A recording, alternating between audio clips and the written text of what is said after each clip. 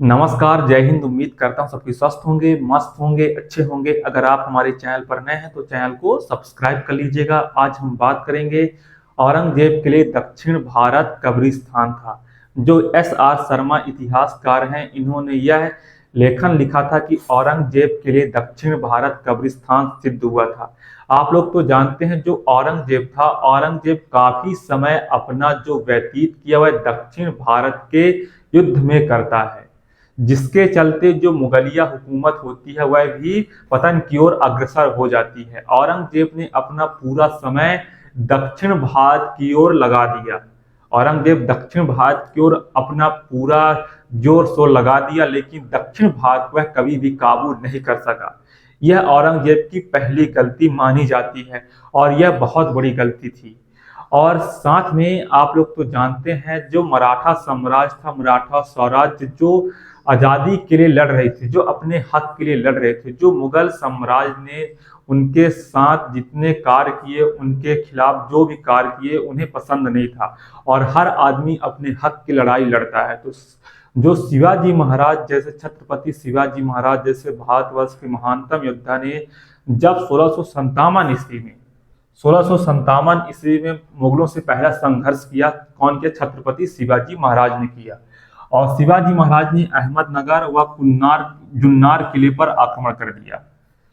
तब से आप लोग जानते हैं, तो जब शिवाजी महाराज के बारे में औरंगजेब जब सुनता है शिवाजी महाराज के, आप लोग तो जानते हैं, उनके यश को जब सुनता है तो औरंगजेब अचंभित रह जाता है कि इतना बड़ा यश करने वाला व्यक्ति जो स्वराज्य स्थापित करना चाहता है। तो उसने सोचा क्यों ना मराठों को दबाया जाए, कुचला जाए।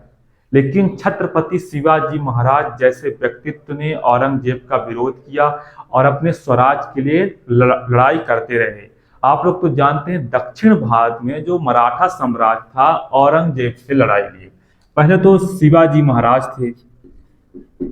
शिवाजी महाराज जो थे, शिवाजी महाराज की मृत्यु के बाद औरंगजेब को लगा कि अब दक्षिण भारत उसके काबू में आ चुका है, अब उसे कोई परेशान नहीं कर सकता।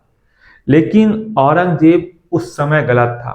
फिर छत्रपति संभाजी महाराज, आप लोग तो जानते हैं, जो छत्रपति संभाजी महाराज थे, उन्होंने लड़ाई जारी रखी और संगमेश्वर नामक स्थान में करीबन वह 22 लड़ाई जीतकर, मुगलों से 22 लड़ाई जीतकर, जो संभाजी महाराज से लगातार युद्ध किए।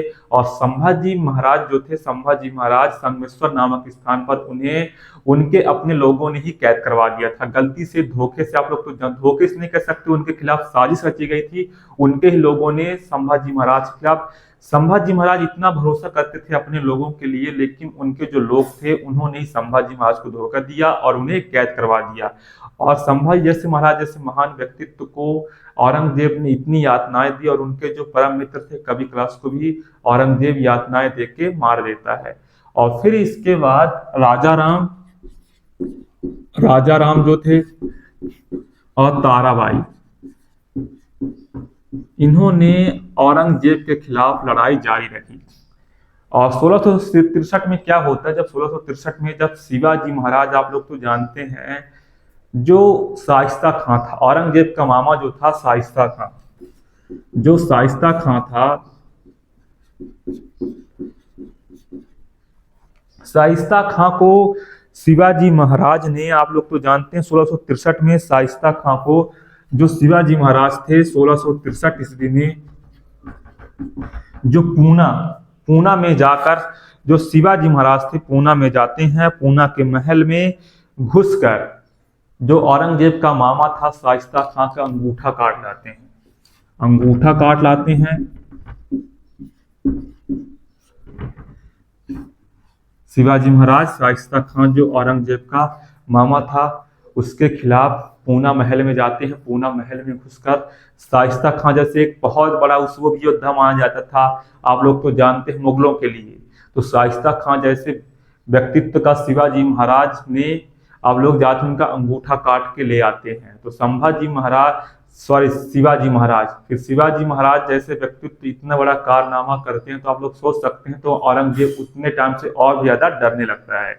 फिर उसके बाद उसने क्या करता है, आप लोग तो जानते हैं भारतीय इतिहास में जो जय सिंह थे, जय सिंह ने शिवाजी महाराज के साथ पुरंदर की संधि करते हैं और जय सिंह ने उन्हें आश्वासन देते हैं। और शिवाजी महाराज, आप लोग तो जानते हैं, शिवाजी महाराज औरंगजेब के पास जाते हैं और उन्होंने औरंगजेब के खिलाफ, औरंगजेब के सामने चुनौती देते हैं और औरंगजेब क्या करता है, उन्हें कैद कर लेता है। लेकिन शिवाजी महाराज ने उनके किले से, शिवाजी महाराज बहुत ही होशियारी से वहां से फरार हो जाते हैं और जय सिंह जैसे राजा जो थे उन्होंने शिवाजी महाराज को पकड़ लिया था, आप लोग सोच सकते हैं। तो शिवाजी महाराज ने उन सब का विरोध किया जिन्होंने स्वराज के लिए मराठों को काफी ज्यादा परेशान किया था। फिर शिवाजी महाराज ने एक स्वराज की स्थापना करते हैं और शिवाजी महाराज जो थे उन्होंने मराठा साम्राज्य की स्थापना करते हैं। और दक्षिण भारत में शिवाजी महाराज, तो साथ साथ उत्तर भारत में भी शिवाजी महाराज काफी ज्यादा फेमस थे। वो हमेशा कभी भी किसी गरीब को, कभी भी किसी भी आदमी को परेशान नहीं करते थे, हमेशा न्याय करते थे छत्रपति शिवाजी महाराज। तो दक्षिण भारत औरंगजेब के लिए देखा जाए तो क्या था, औरंगजेब के लिए एक कब्रिस्तान सिद्ध होता है। या कौन कहता है, एस आर शर्मा। जो एस आर शर्मा होते हैं, एस आर शर्मा औरंगजेब के लिए कहते हैं कि दक्षिण भारत उसके लिए कब्रिस्तान सिद्ध होता है, शमशान सिद्ध होता है औरंगजेब के लिए। फिर उसके बाद जो यदुनाथ सरकार होते हैं, तो यदुनाथ सरकार ने कहते हैं कि जैसे नेपोलियन को, जो नेपोलियन था, नेपोलियन को जो स्पेन के नासुर ने बर्बाद कर दिया था, उसी तरह दक्कन के नासुर ने औरंगजेब को बर्बाद कर दिया था। तो औरंगजेब के लिए यह एक बहुत बड़ी बात थी।